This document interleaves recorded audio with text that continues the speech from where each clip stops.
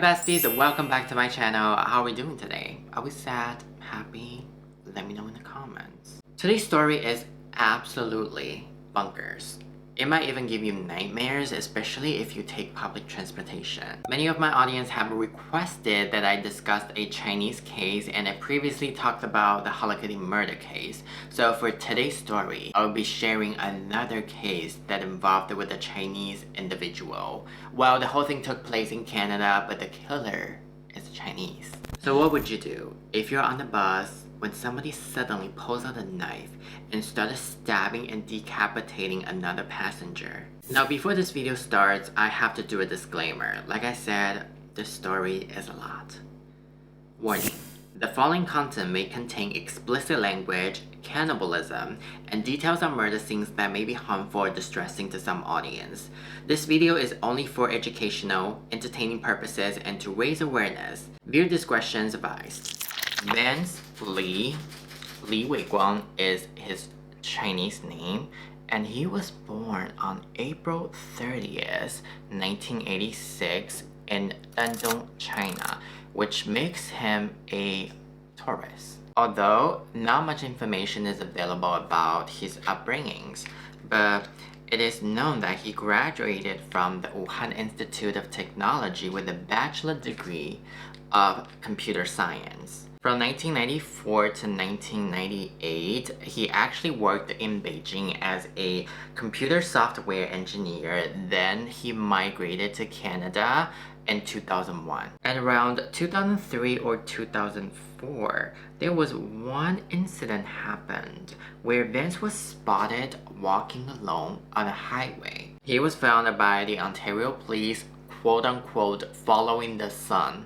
He claimed it was God told him to do so. And bitch, I have so many questions.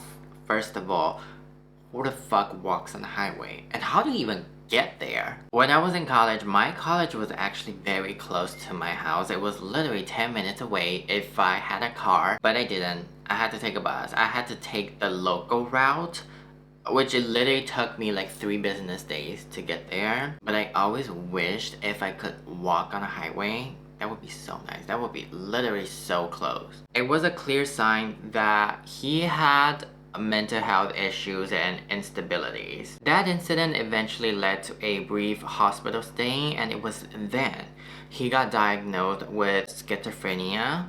Despite his past, Vince eventually married to a woman whose name is Anna. Then he started working at a church for 6 months. According to the pastor, Tom, who employed Vince, said Vince seemed happy to have a job and was committed to doing it well despite the language barrier with other congregation members. You know what, I get it. It's understandable. Learning a new language is difficult, especially when you're in a country that requires you to learn a new language, to engage human interaction, or to make life out of yourself. It's not like you're in college, you're taking Japanese, and if you think it's too hard, you can just withdraw.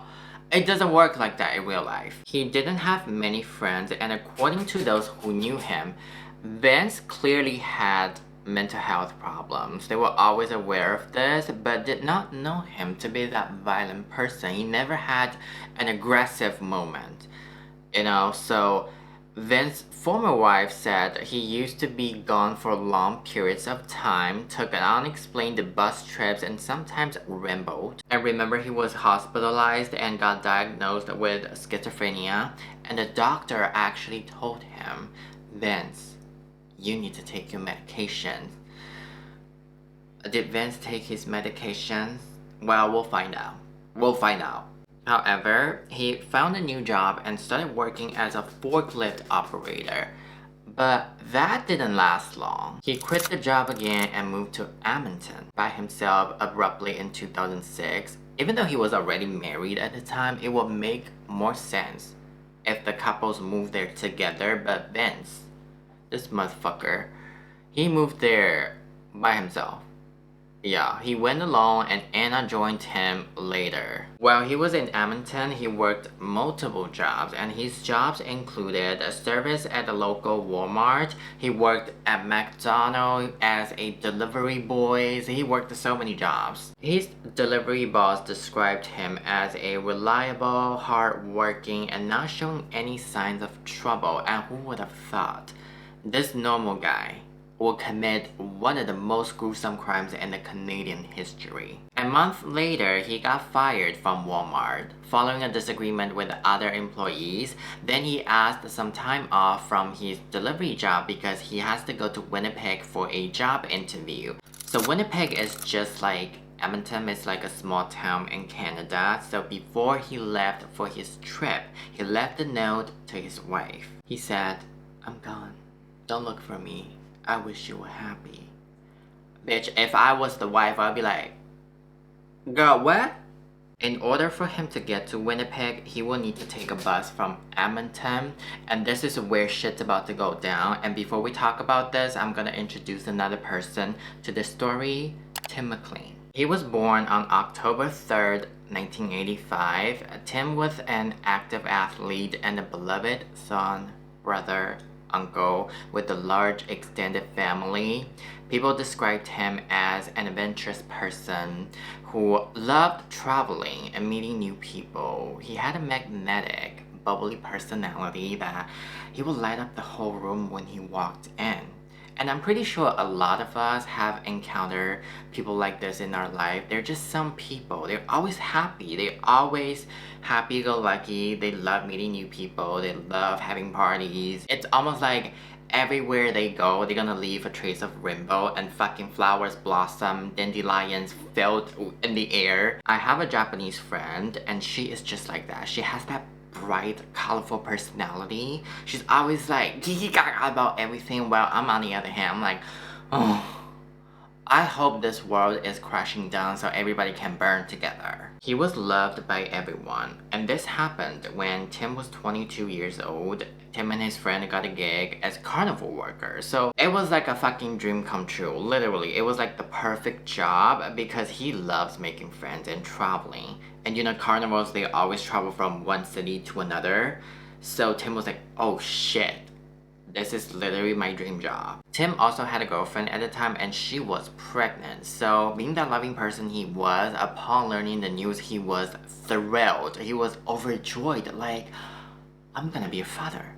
I am going to start my own family. This is always what he wanted at, okay? And he wanted to be there for his family every step of the way. And that's when Tim decided he wanted to move to British Columbia with his girlfriend and start a new family. Because growing up, Tim always fancied about living in British Columbia. I'm going to move there with my girlfriend and we're gonna get married, we're gonna have a lot of kids, we're gonna start a family together. So he decided to visit his family and girlfriend in Winnipeg so they can announce this news together, right, and prepare for the future. On July 30th, 2008, Tim purchased a ticket for the Greyhound Bus and traveling from Edmonton to Winnipeg. It was a 24-hour long drive, but Tim didn't care.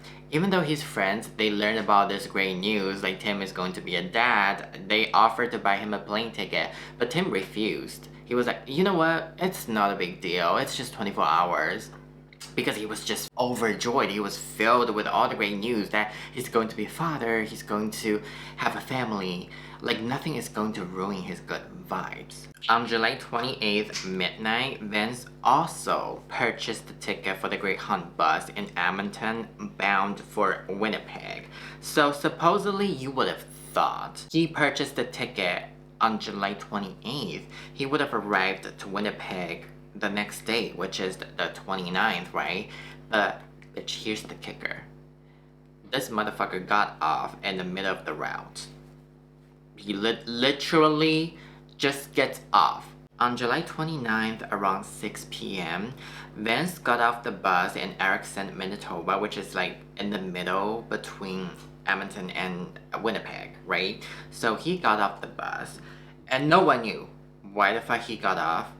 And I'm pretty sure he wasn't thinking, he wasn't clear-minded, he wasn't taking his medications, but he just got off. He got off at the bus station with 3 pieces of luggage without having any places to be. And the bus only comes once a day. It's not like subways. They come every 7 minutes and it doesn't work like that. I will understand if he's tired of the long ride on the bus and, you know, he wants to get up and check himself into a motel to get some rest. That's totally understandable, but this bitch literally just gets off. According to one witness, he was seen sitting bolt upright with his eyes wide open at 3 a.m. in the morning. And bitch, let's picture this. Imagine it's Saturday morning and you just left from a friend gathering. You guys had a Korean barbecue, you guys went to the karaoke. It was so fun. What a fun night. You know, it's been a while since the last time you have done this. So you're on your way home, you're just walking, then suddenly you pass by a fucking dude sitting at the bus station at 3 a.m. in the morning, just like sitting straight, bolt right, and with his eyes wide open like, girl, I would be reaching my bag like, where the fuck is my pepper spray? Where is my Terzagon? Bitch, like, what the fuck is going on here? And bitch, he didn't go anywhere. He literally just spent the night on the bench next to a grocery store until the morning. So what happened in the morning? Well, we'll talk about it after I put on my lashes. I'll be right back. On the morning of July 30th, the bus hadn't arrived yet. And it was this time Ben started selling his belongings. He started selling everything in the luggage, everything in the backpack. He even wrote a sign saying $600 for laptops. So he had a brand new laptop and he was selling it for $600, right? A 15-year-old kid walks by and he saw the sign. He was like, oh, a laptop for $600. I want that. I don't have that much money. So he came up to Vance. He was like, yo bro, I only got $60 instead of $600. So can you sell me that laptop for $60? And bitch, surprisingly, Vance agreed. So he agreed on selling this brand new laptop to this kid for $60. And bitch, if that doesn't scream insanity, I don't know what does. And later that day around 6 p.m, another bus finally arrived, and that was the bus that carried Tim McLean and 35 other passengers. Vince boarded the bus and he sat in the front, while Tim was sitting by himself in the back window seat. So according to all the passengers, like they recalled Vince was a tall guy. He hops on the bus with a bust haircut and sunglasses. And he wasn't talking to anybody, he just sat in the front, which is kind of understandable because like you're on a bus with a bunch of strangers and it's a fucking long bus, like it's a 24-hour long drive. Everyone was just oblivious and tired and nothing about his behavior seemed concerning and alarming. The whole ride was quiet and uneventful, and just like I said before, it was expected. Everybody on the bus was just tired, they just wanted to get home. So the bus pulled into a rest stop for a scheduled break, and all the passengers exited the bus to stretch their legs, use the bathrooms, or have a cigarette break, as well as Vince. And when he returned the bus, and bitch, this is where shit's getting weird. So he didn't return to his original seat, he didn't sit in the front. Instead, he chose the empty seat right beside Tim. Like I said before, Tim was a very friendly guy. He loved making friends.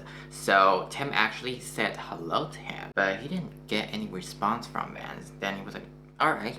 So he just went back to sleep. He just like returned to the headphones and the music. You know, like if you don't want to talk, that's okay. You know, we don't have to talk, but I was just being nice to you. And if this happens to me in real life and somebody wants to sit right next to me when they already have their own seats, or if there's plenty of seats over there, like you have to sit right next to me, I will pick up a bad vibe. I would think, okay, this is so fucking weird. Like it's giving stalker or serial killer vibes. Around 8:30 p.m. at night, frantic screams ring out on the bus, and according to the guy who sat in front of Tim, he said, all of a sudden, we all heard the scream. This blood-curdling scream, then he turned around and saw something that was forever engraved to his head. I was just reading a book. All of a sudden I heard a guy screaming. I turned around and the guy sitting right next beside me was standing up and stabbing another guy with a Rambo knife. He saw Tim was being repeatedly stabbed in the neck and the chest area by Vance. Again and again and again. Other passengers described the sound as a high-pitched and it almost sounded like a baby crying. So my guess is Tim was trying to scream out of pain because someone is literally stabbing him.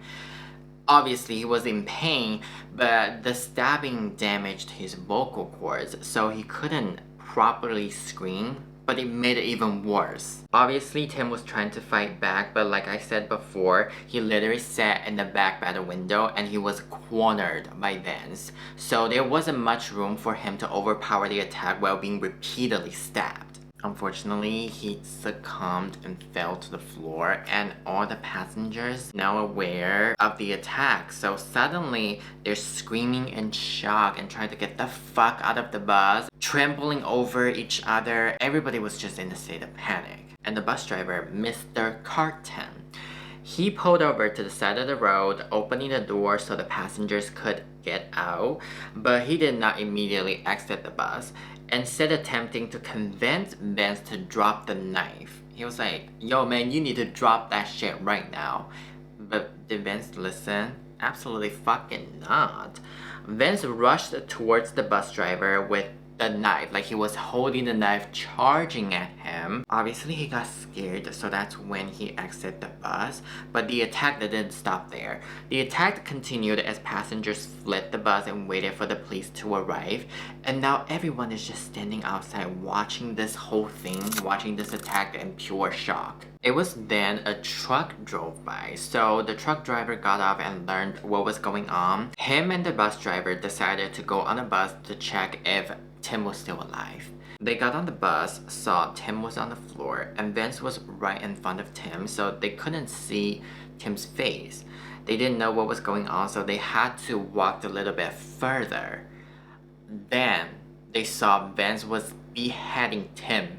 Vance decapitating Tim obviously scared the fuck out of both of them, so they had to retreat back outside the bus. So when they were trying to close the door, Vance was able to like get the knife out. So he was like doing this. He was just like waving around the knife while they closed the door, but they finally closed the door. They barricaded the door so Vance couldn't get out. Vance then held up Tim's decapitated head for the crowd to see, so everybody was literally watching Vance holding Tim's head from the outside. It was almost like everybody was trying to look away from the situation, but they couldn't because fear froze them up. And after the display, Vance continued stabbing and mutilating Tim. He dropped Tim's head and started gutting him. Bitch, I'm not even joking. Gutting. So he cut up Tim's flesh, opens up his stomach, and started pulling his organs out. He was licking the blood off his hand, his knife, and he was eating Tim's flesh. I know that sounds so dramatic, but that was according to the passengers. And the bus driver was smart enough to cut up the power on the bus, and just in case if Vance wanted to drive away with the bus and make a run from it, so he couldn't. And you know what, at one point he did try to drive the bus and run away, and since the power was cut off and after he realized that he couldn't make a run from it, and he went back to mutilate Tim's body. So the police finally arrived 30 minutes later. But the strange thing was they didn't take action or disarm him or arrest him right away. They were trying to negotiate with him. They were like, hey, why don't you drop the knife out of that window crack and surrender yourself? And at this point, Vance was literally just like walking on the bus back and forth. He was so agitated, he was so fidgeting. He's dismembering Tim, displaying Tim's flesh and organs to the people outside for them to see. He picks it up and drops it, and then repeat. It almost feels like he's putting on a show. And the whole thing, guess how long did it took? It took 4 hours. Yeah, I was so confusing. Like, why the fuck would it take 4 hours to arrest him? Like, what the fuck are you guys doing? So, I get it. Like, they have to transport the passengers to a safer place, right? But it doesn't need to take 4 hours. It was when Vince finally broke a window in an attempt to escape. He then got arrested. Yeah, I honestly don't know how long would it take if he hasn't broken a window. Tried to make a run for it. After they arrested him, they found Tim's nose and tongue were in his pocket and wrapped in a plastic bag. When the forensic team arrived to recover the crime scene, they described it as the most intense and gruesome scene that they never encountered in their career.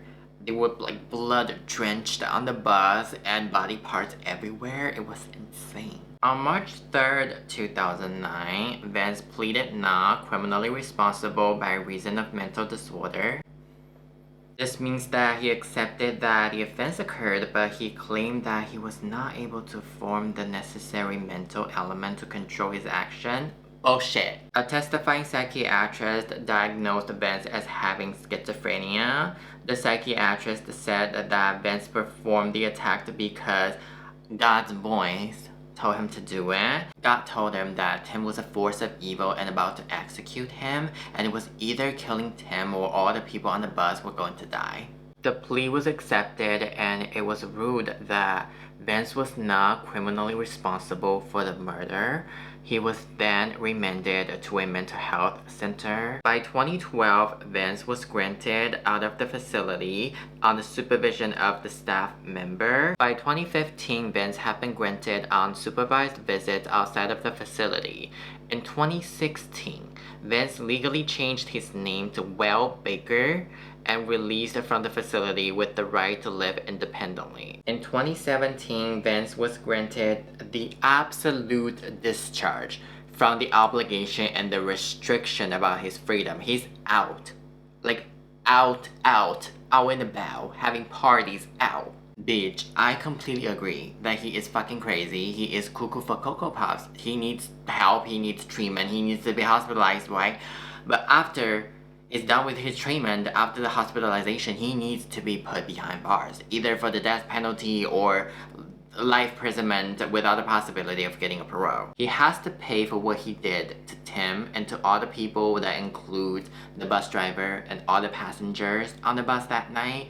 And bitch, I am so surprised that the Canadian government didn't deport his ass back to China. Not that we Chinese want him, it's the fact that when you do shit like this, they will revoke, they will take away your citizenship, because in the United States, if you do shit like this, they'll be like, give it back, bitch. It is tragic that Tim lost his life in the most horrific way possible. He would never be able to start a family, be a wonderful husband and a father, or meet his child. And Tim's family have brought a lawsuit of $150,000 against the Greyhound Bus Company and the General Attorney of Canada and Vance. In my opinion, they should have asked more. They should have asked at least $15 million. What about other passengers on the bus that night? They were victims too. Some people now suffer from PTSD and may never be able to take public transportation or be in crowded area with other people again. And others have lost their jobs because they couldn't focus at work. And one passenger came forward and said, "Everything has been affected by this. I used to be a very outgoing and talkative person and have lots of friends, but now I just kind of sit around and don't do much." They didn't even receive compensation for the emotional damage, and the only compensation that they ever gotten was from the Greyhound Bus Company. On the night of the incident, the Greyhound Bus Company took them to a local Walmart to purchase new clothes, because apparently the clothes that they were wearing was stained by blood, and they also provided one night in the hotel, and that was it. That was it. On February 16th, 2011, two passengers, Deborah and Kaylee, filed a lawsuit against Vince Lee, the Greyhound Bus Company, the Canadian Police Department, and the Government of Canada for being exposed to this horrific beheading.